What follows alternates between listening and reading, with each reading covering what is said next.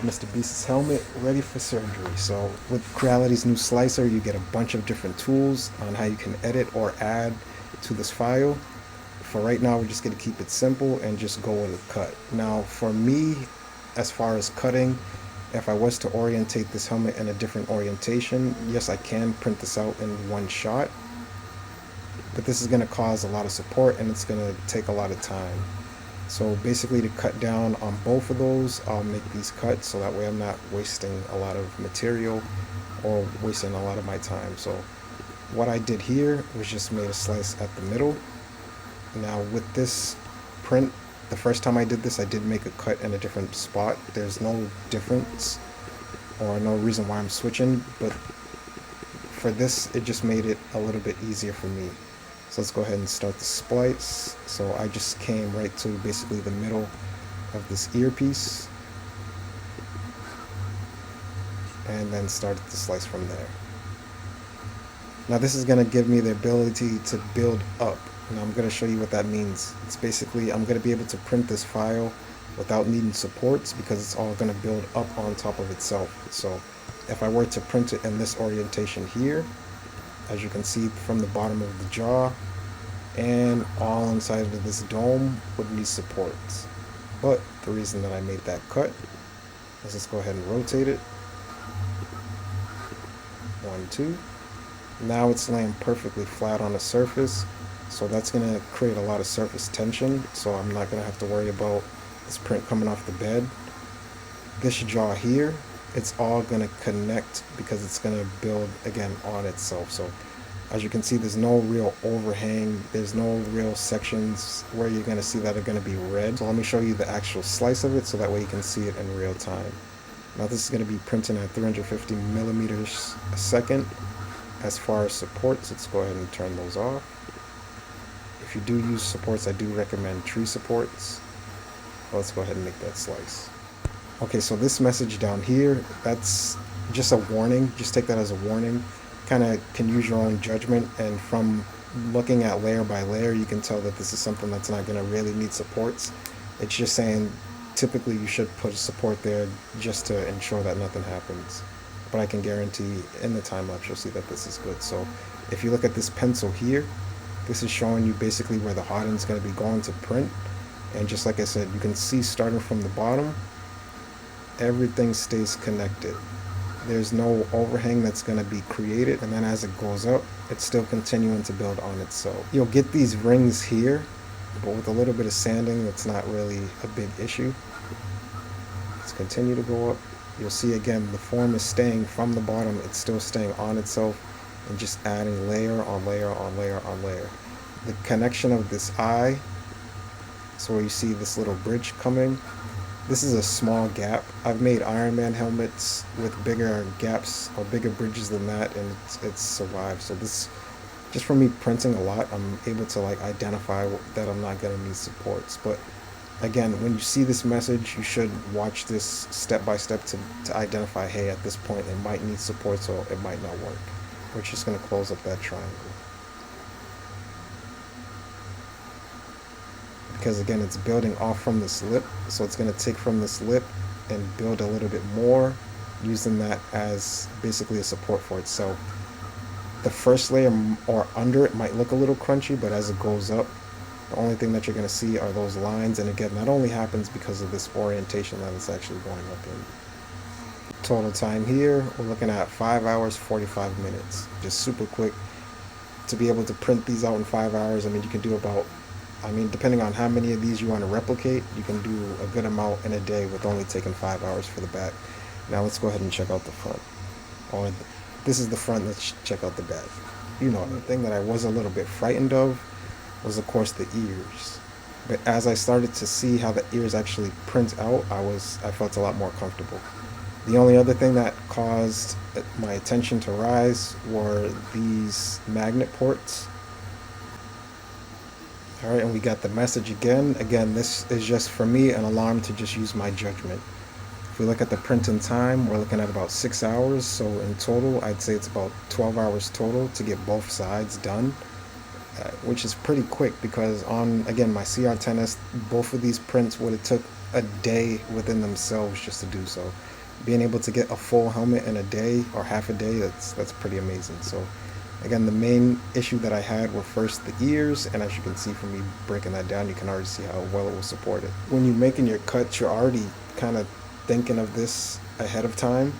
So this is why I pretty much trust it, because I know I made a cut in an area for it to basically do what I want it to do. So you see from the bottom, everything is just going with gravity. Everything is just going straight up. There's no overhang that's being caused. And then even when we come to the first magnet port, you'll see, like I always say, it's building attached to the main surface. So that's not going to be anything that causes an alarm. That's not going to be anything that's going to need extra support for itself, because again, it's being supported by the main structure. It's already connected to it. So let's keep going up. You see everything still follows the line from the bottom. Just change the orientation. We got another magnet port. Let's keep going up. You see how they're all building basically in the structure. It's just extending it, and then when we come up to the ears, you'll see that the helmet starts to close up. And this point here, let me go back down a little bit more. This is what makes me feel super comfortable. We have a little bridge, which is what I call that. It's not going to cause an issue because again, it's still connected to the main frame, and we have the basic structure of the ear itself. And again, it's just going right on top of itself. So it's not anything that needs to support itself or that needs to generate extra support. Now you might think that these ears from the side may need some support, but again, it's connected. So let's just keep going up and up.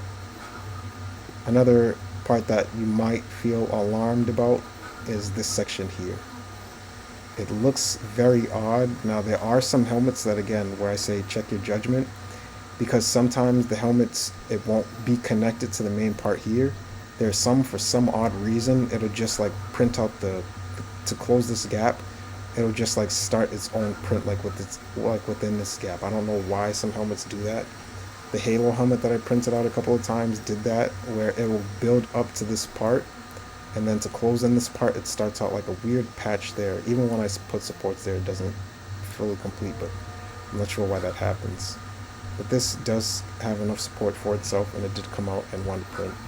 And again, we're looking at 11 hours opposed to possibly a day with this Cable Max at the same speeds. A day plus all the wasted support material that you would need as well. So again, I know some people might have their oppositions to this, but this again is a way that I make something to save a lot more of my material to get the same result that I want, and it just adds one little extra step of just me soldering the helmet together, which a lot of you may have to already do because you may not have a printer with this build size. Attention here, and let's watch this being built out in real time. Let's check it out.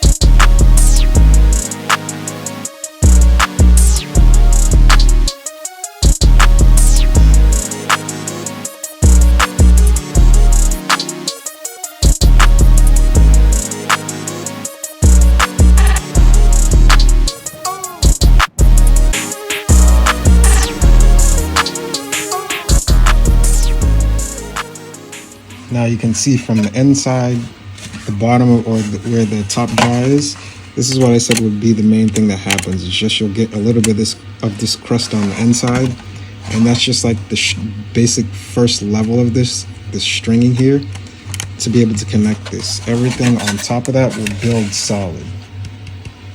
So that's just basically it. Again, stringing together side by side just to connect everything, and then it goes on top of it from there. And then, just like I said, this little top ring here, again, even with supports, I feel like that would have happened. But you see itself, it builds itself, that first layer, and then it connects the bridge from there. And then on the back, you can see these magnet ports are very strong. Nothing came out like flimsy. You can see that they all printed out as one. There's no fail with that, and I'm pulling on these pretty hard. This one I printed out a little bit bigger, so it didn't fit, so I can like show you guys. But yeah, everything came out good, even the ears. So that's just to show you, again, just use your judgment, because not all the time, you really don't need support a lot of the time. Okay, so Houston, we have a problem. As you guys can see, I did scale these cuts out perfectly. They do match. But when I made this cut, this file I did at 105 or 105%. And then this one I was supposed to upscale this to 105%, but for some reason I was just rushing. I just wanted to get it done. So yeah, that happened.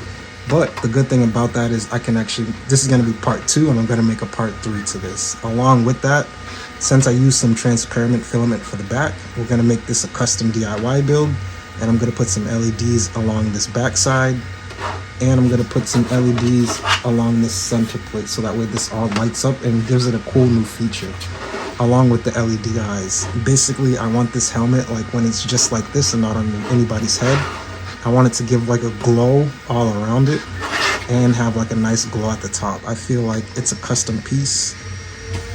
I can kind of do what I want, and it's still gonna come out amazing. And just to let you know, that's what I did when I scaled it up. I messed up the scale about 2 times on this, so.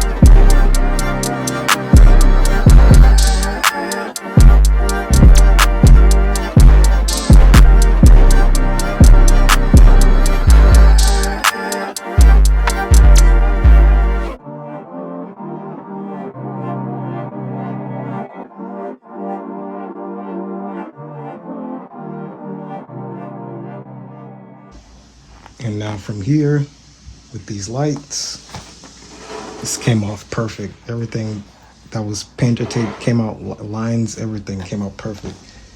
So now we're gonna add the lights with a little bit of electrical tape. And then finish off with the eyebrows.